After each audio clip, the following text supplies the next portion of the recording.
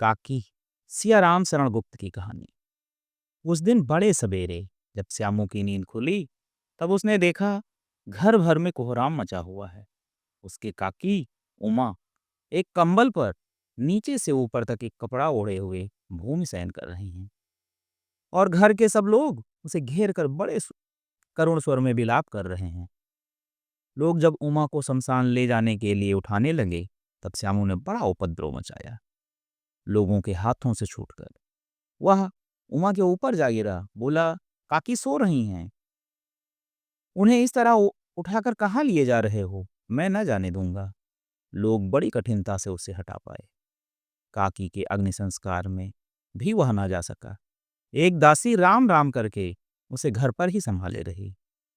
यद्यप बुद्धिमान गुरुजनों ने उन्हें विश्वास दिलाया कि उसकी काकी उसके मामा के यहाँ गई है, परंतु असत्य के आवरण में सत्य बहुत समय तक छिपा न रह सका।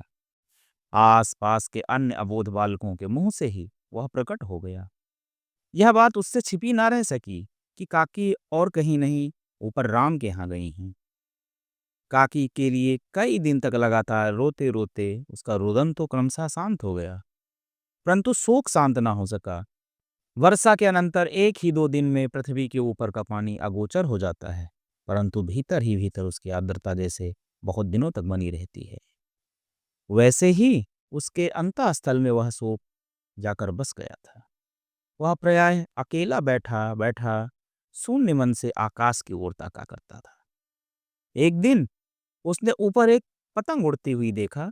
ना जाने क्या सोचकर उसका हृदय एकदम खिल उठा। विश्वेश्वर के पास जाकर बोला, पिताजी, मुझे पतंग मंगा दो। पत्नी की मृत्यु के बाद से विश्वेश्वर अनमनस्क रहा करते थे। अच्छा, मंगा दूंगा, कहकर वह उदास भाव से और कहीं चले गए। श्यामू पतंग के लिए बहुत उत्कंठित था। वह अपनी इच्छा किसी तरह रोक ना सका। एक जगह खूंटी पर विश्वेश्वर का कोट टंगा हुआ था। इधर उधर देखकर उसने उसके पास स्टूल सरका कर रखा और ऊपर चढ़कर कोट की जेबें टटोली। उनमें से एक चवन्नी का आविष्कार करके तुरंत वहां से भाग गया। सुखिया दासी का लड़का भोला श्यामू का समवयस्क साथी था। श्यामू ने उसे चवन्नी देकर कहा, अपनी जीजी से कहकर गुपचुप एक पतंग और डोर मंगा दो। देखो, खूब अकेले में लाना, कोई जान न पावे। पतंग आई। एक अंधेरे घर में उसमें डोर बांधी जाने लगी। श्यामू ने धीरे से कहा, भोला, किसी से ना कहो तो एक बात कहूं। भोला ने सिर हिलाकर कहा, नहीं, किसी से नहीं कहूंगा। श्यामू ने रहस्य खोला, कहा, मैं यह पतंग ऊपर राम के यहाँ भेजूंगा। इसे पकड़कर मेरी काकी नीचे उतरेंगी। मैं लिखना नहीं जानता, नहीं तो इस पर उनका नाम लिख देता। भोला श्यामू से अधिक समझदार था। उसने कहा, बात तो बड़ी अच्छी सोची है, परंतु एक कठिनता है। यह डोर पतली है, इसे पकड़कर काकी उतर नहीं सकती। इसके टूट जाने का डर है। पतंग में मोटी रस्सी हो तो सब ठीक हो जाए। श्यामू गंभीर हो गया। मतलब यह बात लाख रुपए की सुझाई गई, परंतु कठिनता यह थी कि मोटी रस्सी कैसे मंगाई जाए। पास में दाम है नहीं, और घर के जो आदमी उसकी काकी को बिना दया माया के जला आए, वे इस काम के लिए कुछ नहीं देंगे। उस दिन श्यामू को चिंता के मारे बड़ी रात तक नींद नहीं आई। पहले दिन की तरकीब से दूसरे दिन उसने विश्वेश्वर के कोट से 1 रुपया निकाला, ले जाकर भोला को दे दिया और बोला, देख भोला, किसी को मालूम ना होने पाए, अच्छी अच्छी 2 रस्सियां मंगा दे। एक रस्सी छोटी पड़ेगी, जावाहिर भैया से मैं एक कागज पर काकी लिखवा रखूंगा। नाम की चिट रहेगी तो पतंग ठीक उन्हीं के पास पहुंच जाएगी।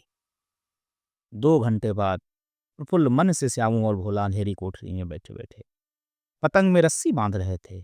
अकस्मात शुभ कार्य में विघ्न की तरह उग्र रूप धारण किए हुए विश्वेश्वर वहां आ घुसे। भोला और श्यामू को धमकाकर बोले, तुमने हमारे कोट से रुपया निकाला है। भोला सकपकाकर एक ही डांट में मुखबिर हो गया। भोला, श्यामू भैया ने रस्सी और पतंग मंगाने के लिए निकाला था। विश्वेश्वर ने श्यामू को 2 तमाचे जड़कर कहा, चोरी सीख कर जेल जाएगा।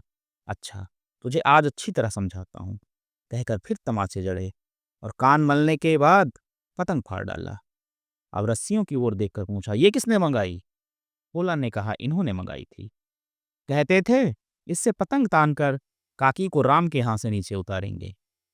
विशेश्वर हतबुद्धि होकर वहीं खड़े रह गए। उन्होंने फटी हुई पतंग उठाकर देखी। उस पर चिपके हुए कागज पर लिखा हुआ था काकी। दोस्तों, ये कहानी पसंद आई हो तो हमारे चैनल को लाइक, सब्सक्राइब और शेयर करें। और हाँ, अपने विचारों को कमेंट बॉक्स में ज़रूर दें। धन्यवाद।